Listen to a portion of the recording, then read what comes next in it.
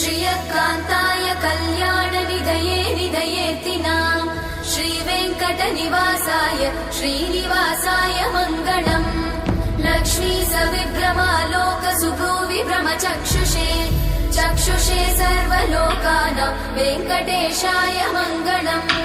श्रीवेङ्कटाद्रिशृङ्गाग्रमङ्गलाभरणाङ्गये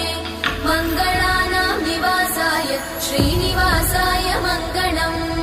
सर्वावयव सौन्दर्य सम्पदा सर्वचेतसां सदा सम्मोहनायास्तु वेङ्कटेशाय मङ्गलम् नित्याय निरवध्याय सत्यानन्दचिदात्मने सर्वान्तरात्मने श्रीमद् वेङ्कटेशाय मङ्गलम्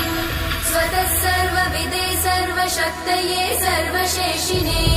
सुलभाय सुशीलाय वेङ्कटेशाय मङ्गलम्।